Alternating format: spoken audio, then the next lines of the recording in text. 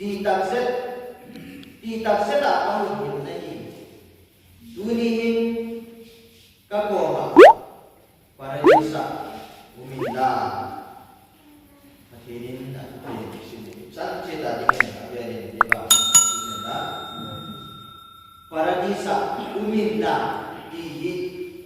ilan ba Yesus Krista kam so kaya ko ko ma age na hin migilo at ko ma age ni agilo se tu vắt hay được mẹ đấy thành thì là ai chú ạ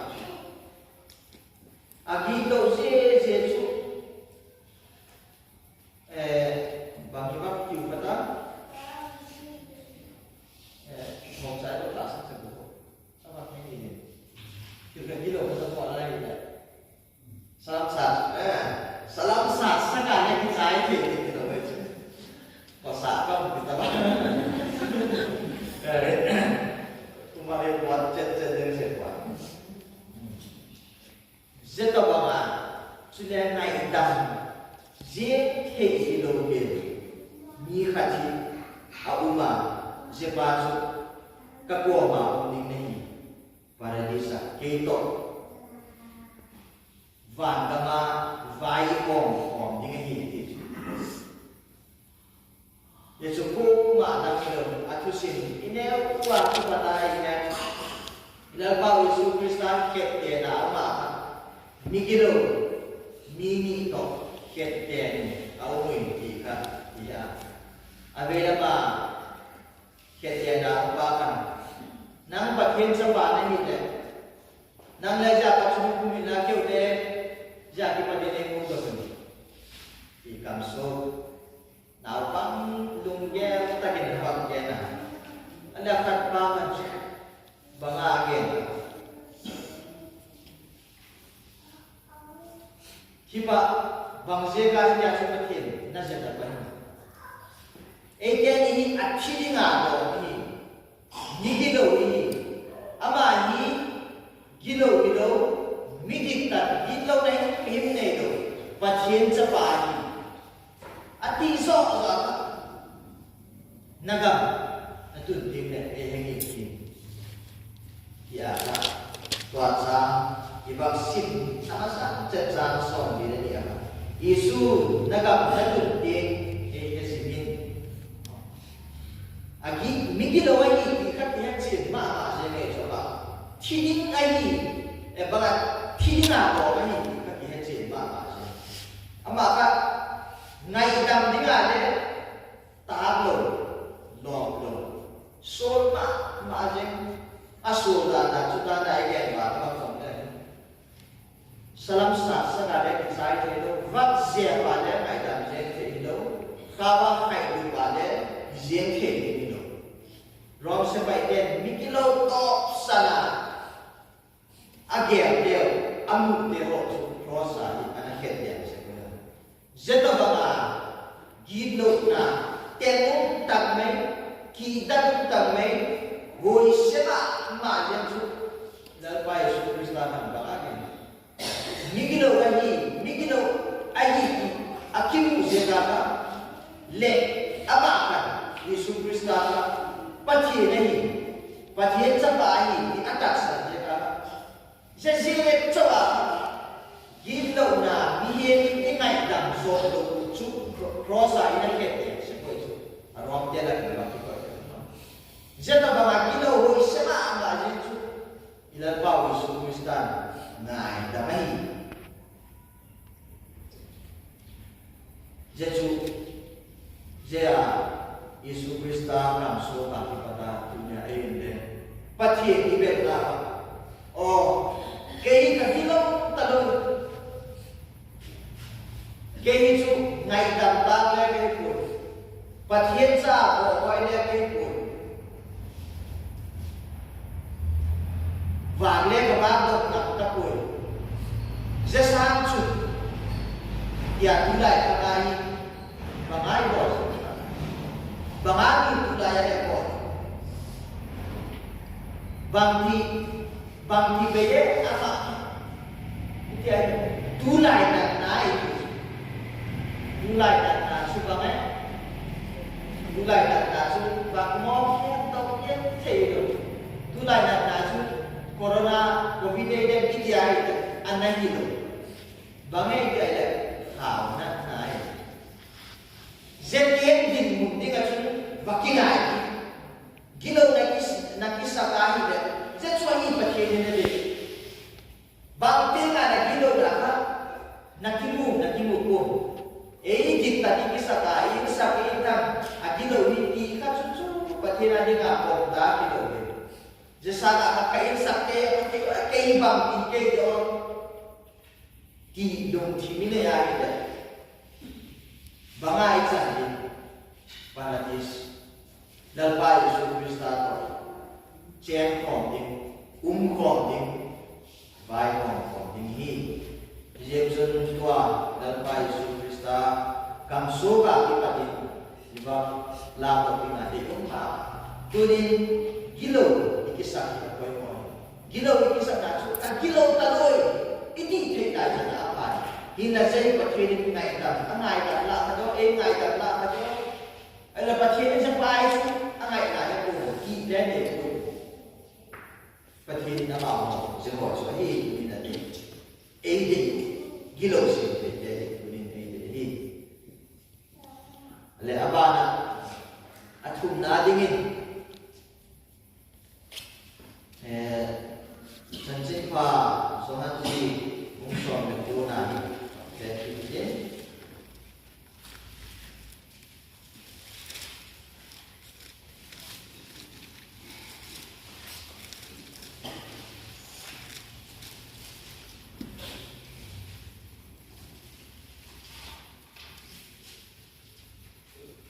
sa somi de tutok somi de sagi cross tuna kata dan bai Krista kamsu atunnahi Yesus anule sinsak ahe bika akinga ding amua anu koma nume ente natsapa atia Sun sinsak koma sun ente nanuka atia di sun siya ibat sun sinsak pa sun apa ina siya ini aku ita athinin athinin sin okay san siya ini diba sakit na siya ilal pa Yesus Kristan nume ati ko malang ito anunge abana sinsak koma hindi asuki pa akasin pa happy sohan hindi pa agi ale ama yeni ikala kiet holding dan di lalpai Yesus Kristan ana sinsaka zia sinsak nahi pakai kuai nume ya anu koma again seni akad bena hipwa akad bena kaida kanapa ichana anu ka nume in anagena zeta baka nume abaki nahi kunin get no hipwa bangzeka anu asal bangzeka anu nume ya again him di lami iba again anu kwa hila zain nume abaki na hilpat anu ma zetsu ayat nume ini society sungai bang maklum ya message yang sa ibang dia amaw ini message yang sa hilang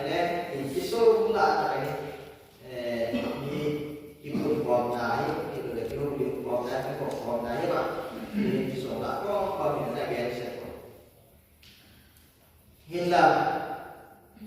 tunin ibaketa ile Christian pul bung thum sa som ne nga na ha ibaketa ile Messiah Krista pathin chapa Kobel Setanin asuk siya Patinin atin siya Hoy takmaya asin Ay din bang cita Taon din bang cita Uma asin Setanin ang nga asuk siya Asin hati nga Humpin din Hung di nga Ahong na di nga Numay Patinin atin Zetsu Gunin Numay Apang pinay Alo pina maasin Bukat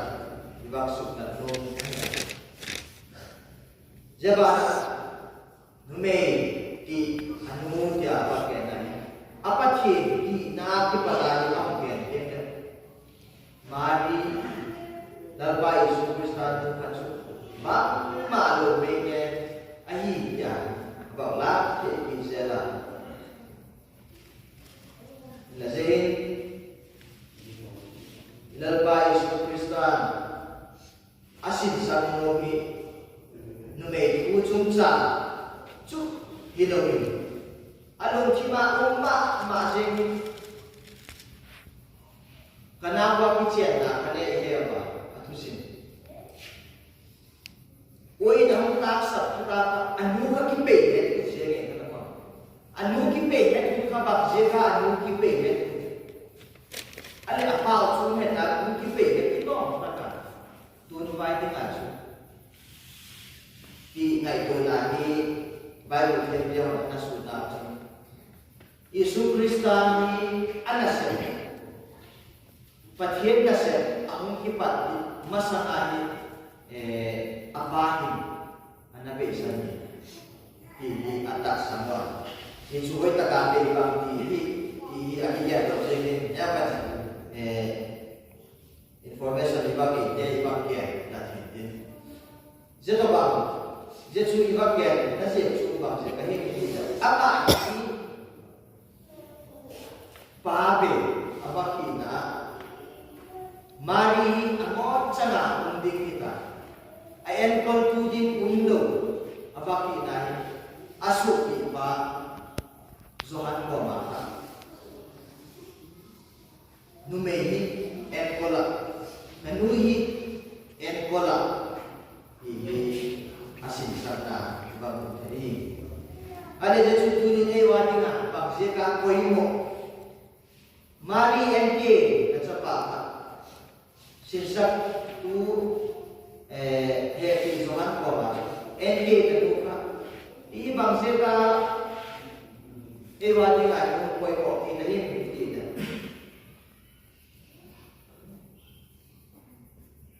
Sa atin Anu Ahepi Aet Konding Di Dunia Ewa di nga Koy mo Maasin Nuna pa sa ating etkol na tinga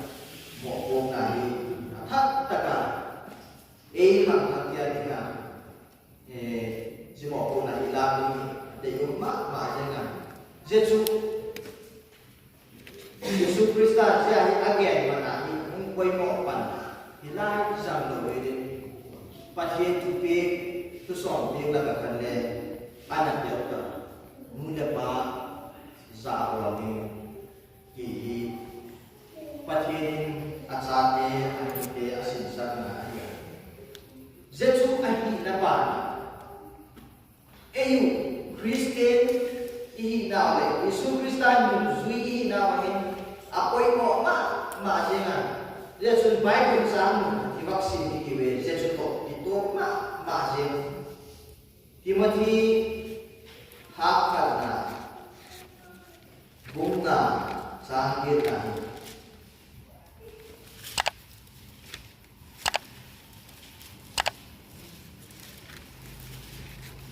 Himalaya, ito, siningka. Timothy na kana una sangge himane punle ama minde din ngai tu kolwa ama insura mine pe din nasan angai tu kollo chun taksan na chu akisu sana ginlo mide sanga kilo so ahi nule pa pile pu en kollo zalo limbolo ihi chun tune kei Christian kahi kei Hindu kahi kei pathen cha kahi kei pathena ki pata hinna ne pathena ngai dam na sang kahi ta tin pa tin gen boy ne ne inule pa ahin ai le atas ai iat kollo ba imo ko na ka sila ko ai su dunia ikimi vela gindo imu sin ma as ma oi ka ko ke pathi na ha ko so ting ko so ko la ho me iba bi ni ho sa sa e ka yung kim bi na ki so hi aledun alina usukatin ma som lenga sa som le di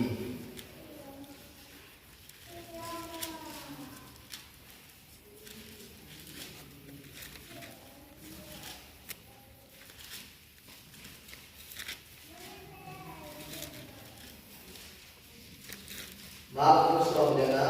sa som le di nahi isun cross sunga pada amite koma headinga fusa eke malam eko malam dinahi letsun vai hon hat belchun isun su ngei takin atikowa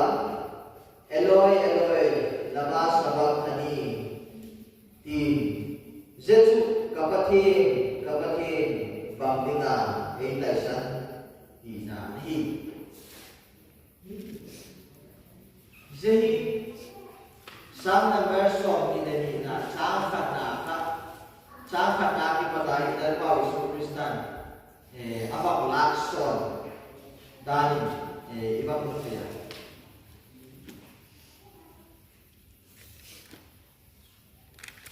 sang number som ni na kare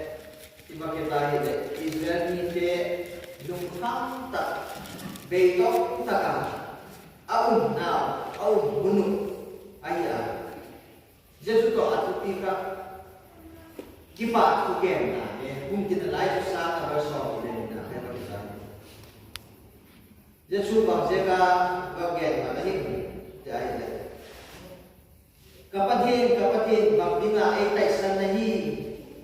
dihi atang pi ai ken ne kana heta ken ne kana sabda zepe kai ilal ba Isu Kristahin kobera ni chen gindo na chen ka ahun kutta zega ama ka ahun ta zega ka pathinin engam dalwa atai mangsani nakitisa to at digi ina sa kaso ken lei ta kana lag je ina so mega tare ma na ba ka ai pu pinjada na so no ba ke tare hidowai Isu Kristus ni chen hindo da la ka ama chu ma hong chu ka ama hindo ni xian do ni ama chu hindo na hin nei do ni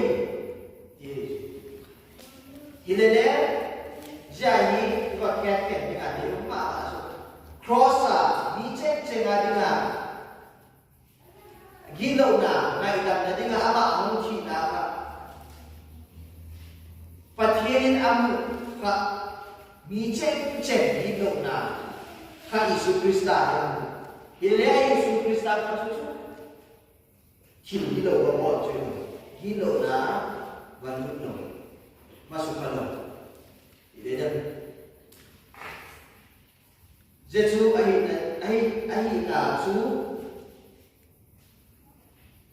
kapatien bakdinga ai ta san ni adi ai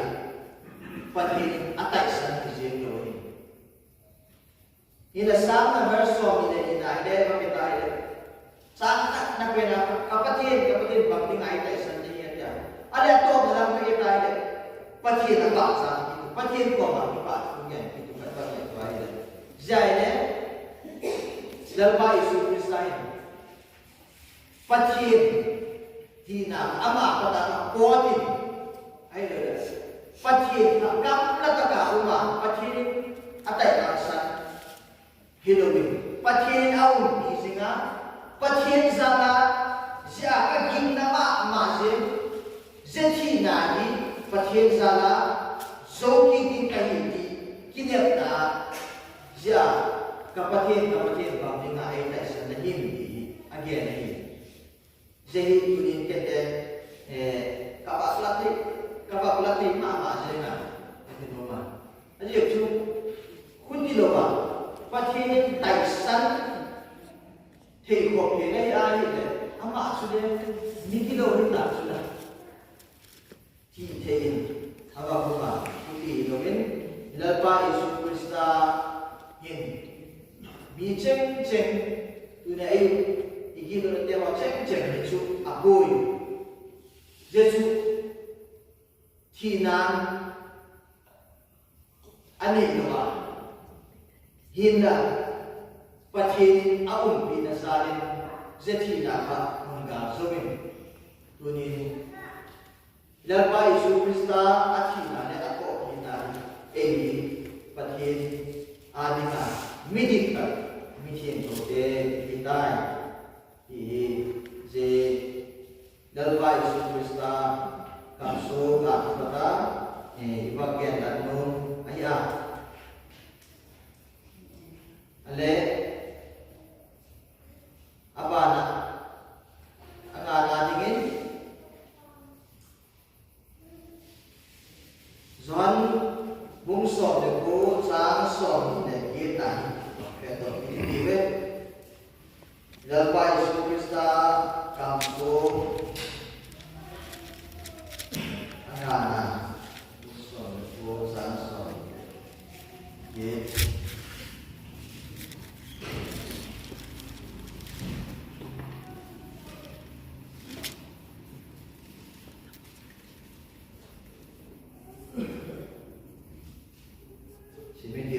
Zenutun isun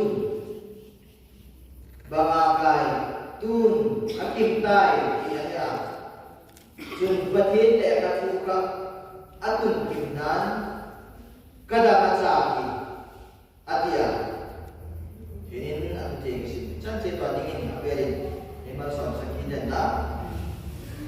ja dalbai Isu Krista kamsogi kadang atsaki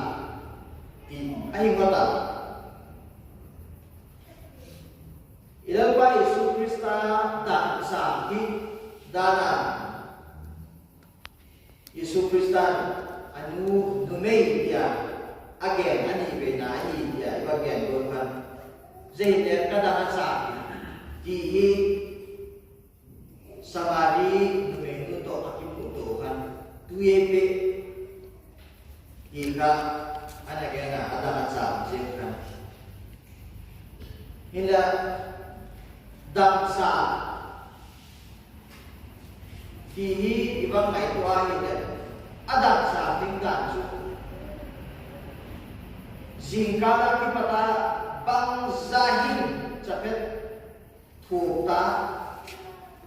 athu chowilowa akisaneta bihung sen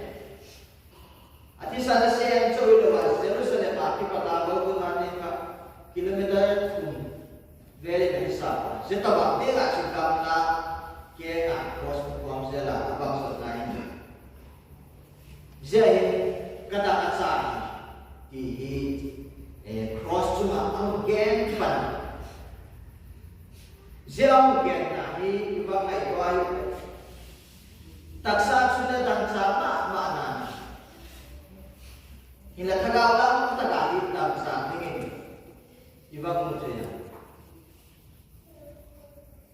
Dan sa kahit tak dengahin tuya dan sa kahit dengahin. Tuya pia bukan don pun mana kita mana. Awak dia apa? Ada jika oi nahi dia kata don kita. Jadi ada sana.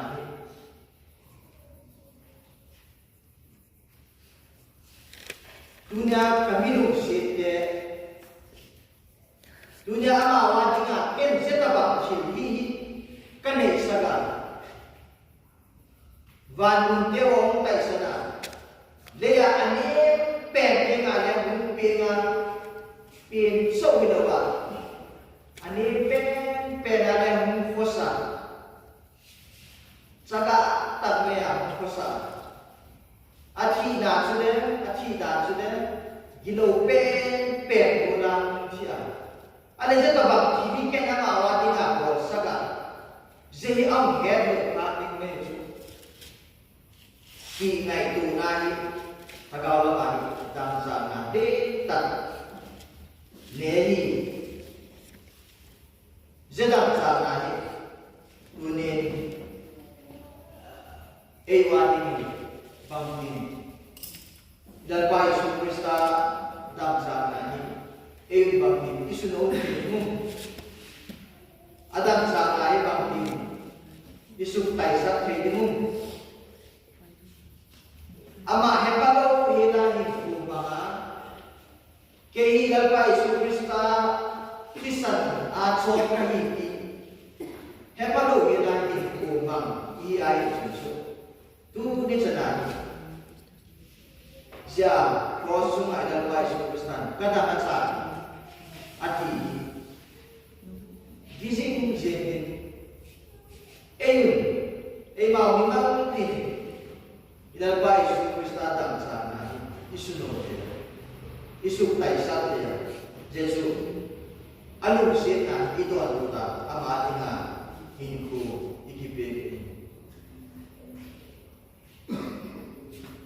Lepas superstar dan sana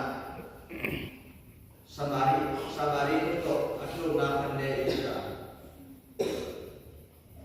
Ken dui kau bikin so atau orang tak cengkok macam dan kita ini. Lepas superstar dan sana, lepas superstar kita dui mengkot itu dah itu. Tunin tak salah tagawa pathina kipana lungkim na ihin yung bang taga ihin pinating na pathinin esin lo kipen subidin tetin subidung tetin Ilal pai superstar Jehovela ang pinto na pinipen na baktin asubui tunan tunay mi ang pinto na pinipen ni bang siya pwede baktin ay patinin niya siya pwede ama choice something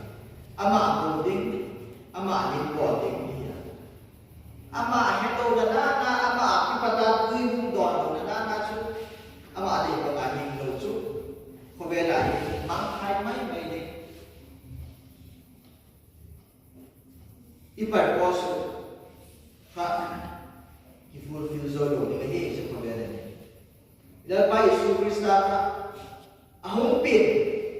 di kahong sot pitalak tiyan, abahi, Mesaya hi ahong pin, tingnan, vanoy kilo nahi, lamang ding ani. Mapathin to mihin kimer maka akikalwa ka samta ang siya sa tingma inalpa Yesus Krista ang to na pipere.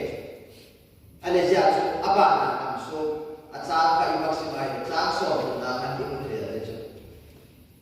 Isun point ku ador so sun. Zo ahitai atia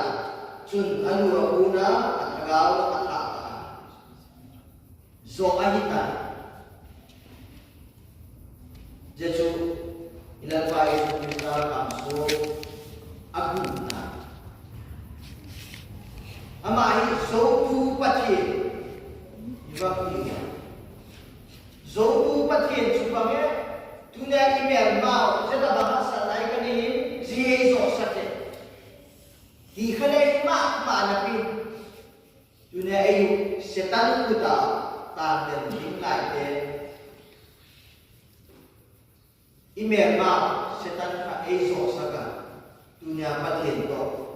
bung kata from the nabi inalpa Yesus Krista amun sok pen ini Zehi amun sok na tingkat sun ama amun kibin angan korin dia kabu akan menjadinya Yesus Krista cikan sa ha umay inalpa Yesus Krista icikan kita tiba cikan kita cikan untuk tu ada zingamu cikan putinga di gumrong tingay tawa taksa de hagawa de cikan putin di dengan tutundu ya ay buta Israel ten ay buta ang musi na tingwa so nga sala kipata ang susa na tingwa Tinaba so sa kipata ang susa na tingwa ka cikan put zetupe bela ker ahim bela ahim dia mumlo ka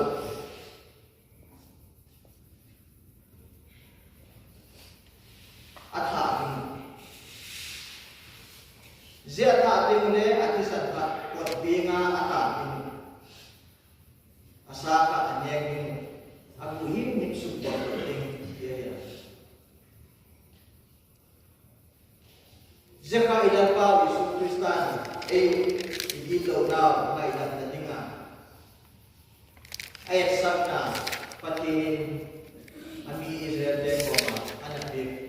tunin Israel den sok widoi Bano ya ucek cenganinga ngai damna ucap tingwa ilal bawi Yesus Krista cikan dosa kuning thai nama zia chu zona ilal bawi Yesus Krista ina sim saktahi zia chu hi kuning ilal bawi Yesus Krista soahitai ati benjo. Never vakit nadana